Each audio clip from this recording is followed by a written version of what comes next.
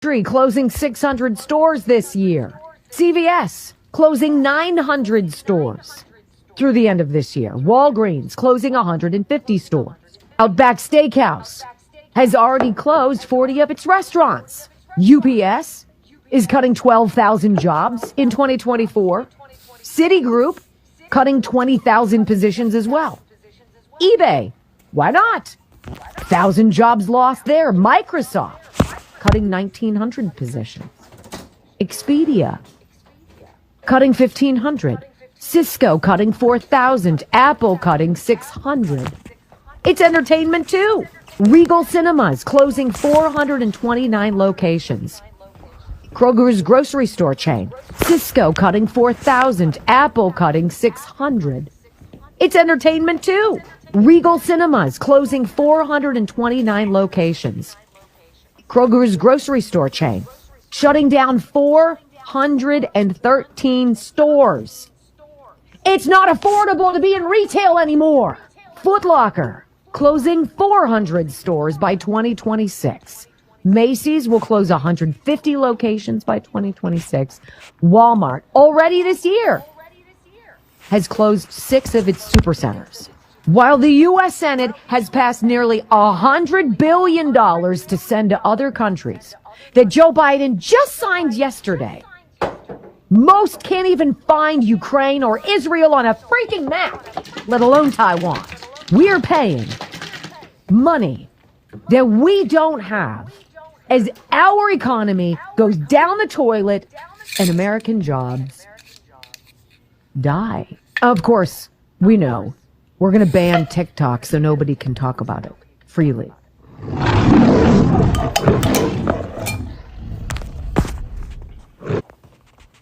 Man, fuck this place. Who gives a fuck? Straight up.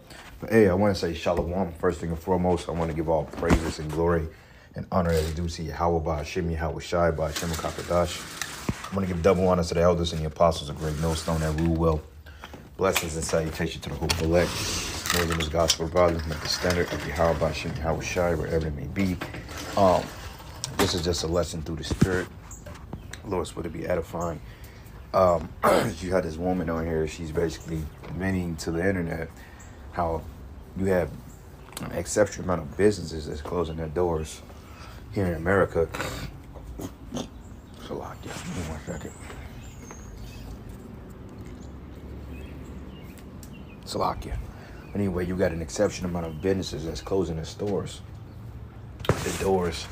here in 2024, as we've been in a retail apocalypse for the last 7-8 years, man, going on 9 years. I mean, the retail apocalypse has been blatantly obvious at this point, but they used the 2020 ordeal to hide that in plain sight because they needed something to blame they needed something to blame the fact that the dollar was collapsing on, okay, which is this, they use the CY9 and say, well, this is the reason why the money is weak. Well, the money has been weak here in America, okay, and it has not improved because one thing, you have what they call hyperinflation or inflation, which the valuing of the money is totally devalued and the goods appears to go up.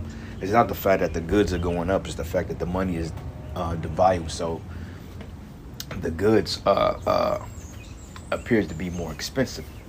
People say, oh, things are expensive. No, it's just the dollar is losing purchasing power. Okay, you have what they call stagflation as well. Stagflation, when they basically, you have, you don't have the same amount, you have less of quantity, so to speak. Like, buy a bag of chips and, you may have 40% air in it versus back in the 90s, you buy a bag of chips, you got, you got 80-90% of chips, and then you may have 10% of air. But as time progressed, they started to put more air in the bag and less product. I believe that's stagflation, okay? But I was looking up some things, and this guy Michael, what's his name, Bernero, I think he used to be called some type of prepper, but I guess he changed his name, which they gonna find him and they gonna hang his ass because he throw his wealth in people's face. But also I typed in economic collapse 2024, and a lot of videos come up. Everybody give their opinion on how the U.S. dollar is going to collapse and we're going to go to digital currency, which in fact is biblical. Okay, and I always stated that Once the U.S. dollar collapsed, I believe that's when the missiles will be shot off. But prior to the missiles being shot off, we understand that they have to collapse the dollar and they have to institute the MOTB, which I believe, in my humble opinion, that the institution of the MOTB will be when the U.S. dollar collapse, which World War III will be shortly thereafter. Okay, but it says the financial crisis no one is talking about. It was another video that I saw. It says U.S. economists predicting a major market crash for 2024, and markets are crashing, man. All right, I was just looking at something. It says Republic Bank collapsed late last night. Hundreds more coming, and we're not hearing about this shit.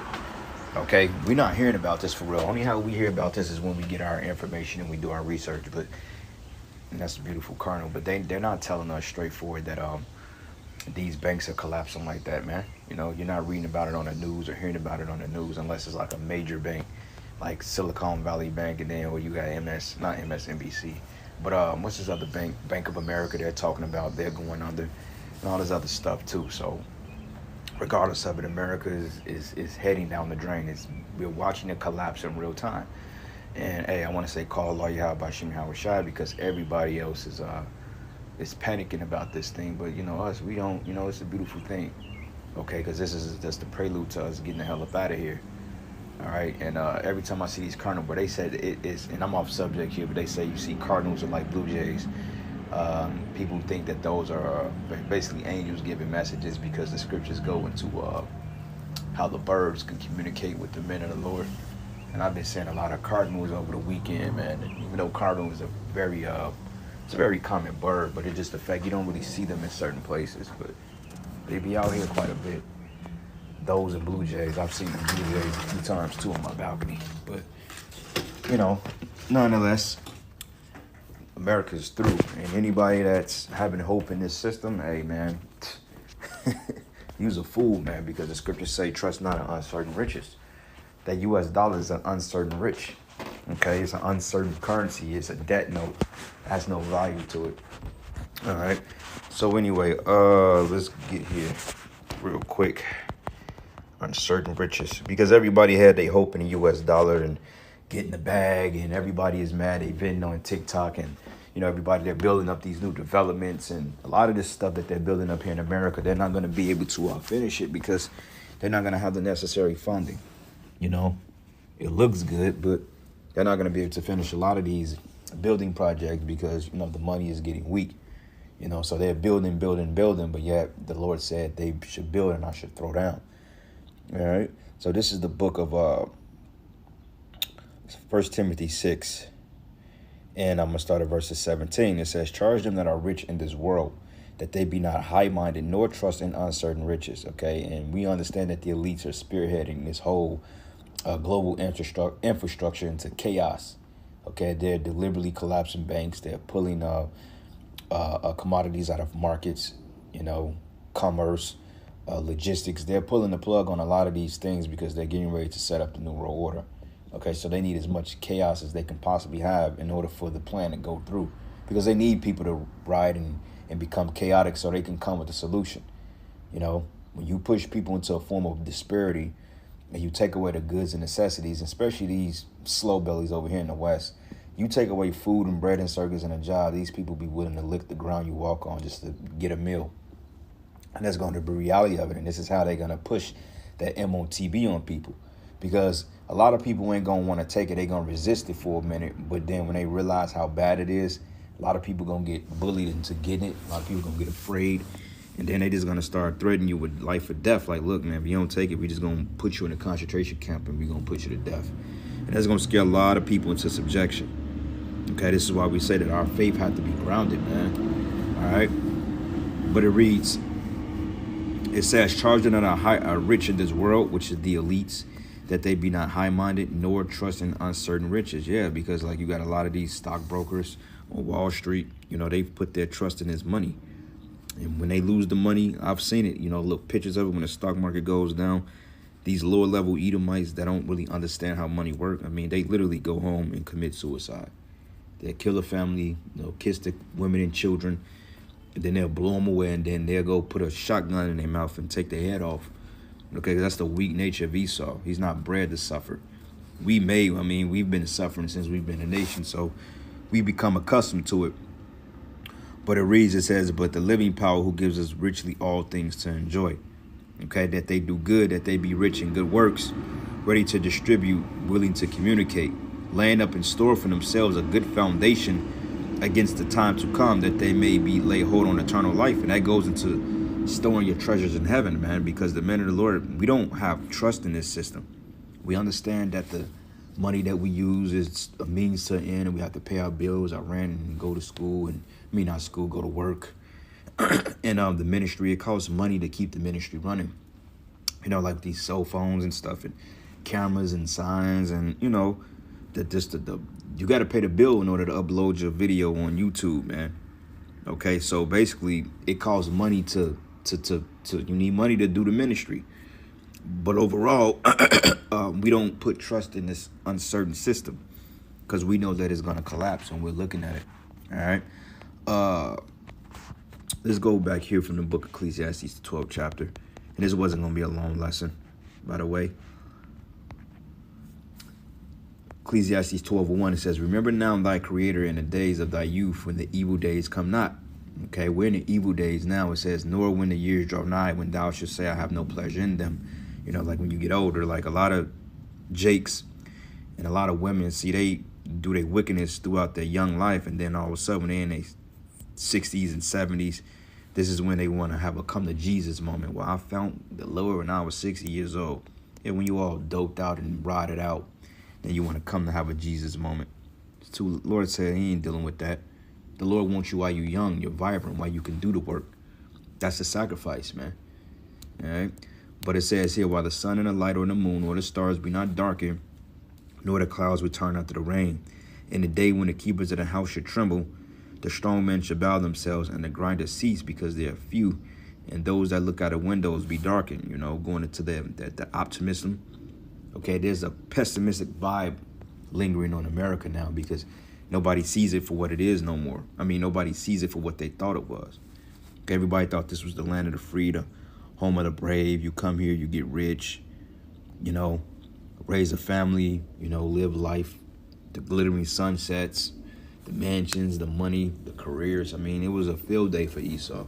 Why it's been hell on our people. But now that those days are done, man, okay, and things are very grim. And it reads, and it says, and that the door should be shut in the streets when the sound of the grinding is low, and he should rise up at the voice of the bird, and all the daughters of music should be brought low. I mean, the economy is failing. Okay, and sooner than later, man, they just gonna put a plug on this U.S. dollar. Markets are gonna plummet. People gonna run and get their money out of the ATMs and their banks, and they're not gonna be able to do it. And then people gonna riot, chaos, because they're not gonna have money. They're gonna panic buy. They're gonna go to the supermarkets and clear everything out, and then, you know, people are gonna guard their homes because they know that people are coming to repossess it and people are coming to take goods. Okay, and this is when they're gonna have to deploy the troops to the streets to do away with the chaos. Okay, those days are coming soon, man, and we can see them relatively quick. And it says, and also when they should be afraid of what which is high, and fear should be in the way, and the almond tree shall flourish, and the grasshopper should be a burden, and the desire shall fail, because men go to his long home, and the mourners go about the streets. Yeah, okay, because homelessness is at an all-time high. Okay, people are gonna go to the streets. They're gonna look for food. They're gonna protest.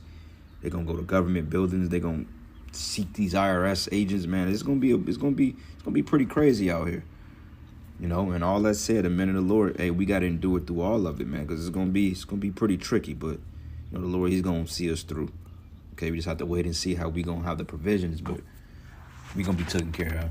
So it ain't really enough for us to worry about, but still, you know, stand in the spirit. All right, Isaiah 19, and I'm going to start at 2. It says, and I will set the Egyptians against the Egyptians, and they shall fight every one his brother, and every one against his neighbor, city against city, and kingdom against kingdom. Okay, city against city, kingdom against kingdom, meaning you're going to have world wars, you're going to have civil wars, race wars, class wars, war between the rich and the poor and the rich. Okay, it's going to be crazy. It says, and the spirit of Egypt shall fell in the midst thereof, and we're seeing it. All right, the Lord is taking a spirit out this place. And it says, and I will destroy the counsel thereof, and they will seek to the idols, and to the charmers, and to them that have familiar spirits, and to the wizards.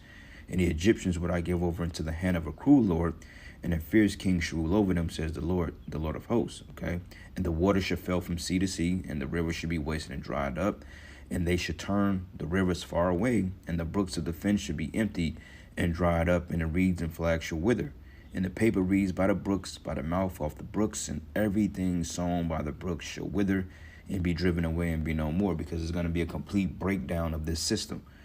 Okay, it says the fishes also shall mourn, and all they that cast an angle into the brook shall lament. It says, and they shall spread nets upon the water and shall languish.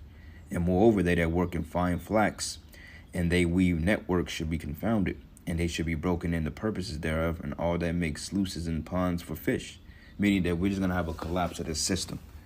You see, verses 14, and it says, and the Lord hath permitted a perverse spirit in the midst thereof, and they have caused Egypt to err in every work thereof, as a drunken man staggering in his vomit. Okay, because, hey, eventually none of us ain't going to have no jobs. I don't give a damn what field you work in. You could be in a so-called recession-proof field. You know, like these corporations claim to be, oh, we're recession-proof. Okay, you think so. They're going to start laying off in these departments sooner than later. Hey, they closing 430 Regal cinemas, man. Okay, one of my favorite movie theaters to go to is down at the Lake of the Ozarks, and that's a Regal Cinema. I believe that's like one of the only movie theaters they got down there. You know, every time I used to go down with the family and shit, you know, we'll go catch a movie, maybe whether it be Friday night or Saturday night, or, you know, when we get ready to leave for the weekend, we'll catch a movie at Regal Cinemas, and it's a pretty dope theater, you know. Quiet, laid back, got that old vibe to it. And I'm not sure that's one of the ones they're going to close, but eventually all these businesses are going to shut down because they don't have the money to operate. Okay, and it says, neither should there be any work for Egypt, which the head or tail or branch or rush may do.